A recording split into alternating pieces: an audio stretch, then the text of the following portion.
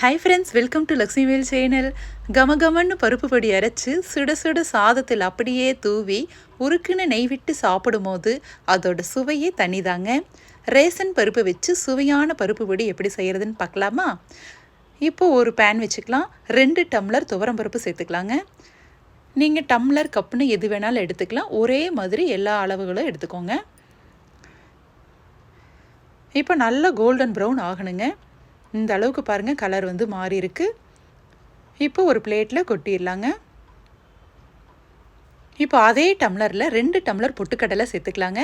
இது 1 நிமிஷம் வதங்கினா போதுங்க. இப்போ அடுத்தது 1 டம்ளர் பாசிப்பருப்பு சேர்த்துக்கலாங்க. இது சிம்மில் வச்சு நல்லா கோல்டன் ப்ரௌன் ஆகணுங்க. அப்போ தான் பருப்பு பொடி சுவையாக இருக்கும். இப்போ 1 டேபிள் ஸ்பூன் தனியா சேர்த்துக்கலாம். 1 டீஸ்பூன் மிளகு, 1 டீஸ்பூன் ஜீரகம். இது 1 நிமிஷம் வதங்கினா போதுங்க. அப்படியே எடுத்து கொட்டிடலாம்.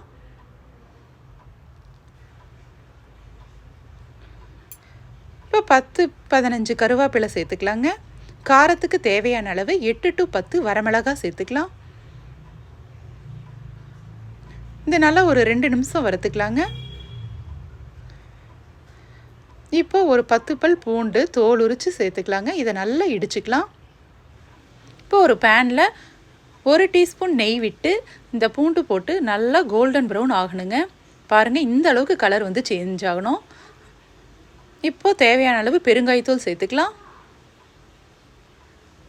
பருப்பு பொடிக்கு தேவையான அளவு உப்பு சேர்த்துக்கலாங்க. இப்போ இதை நல்லா ஆற விட்டு மிக்ஸி ஜாரில் சேர்த்துக்கலாங்க. இதை வந்து நைஸாக அரைச்சி எடுத்துகிட்டு வந்துடலாங்க. பாருங்கள், பருப்பு பொடி அருமையாக அரைச்சி எடுத்துகிட்டு வந்தாச்சுங்க.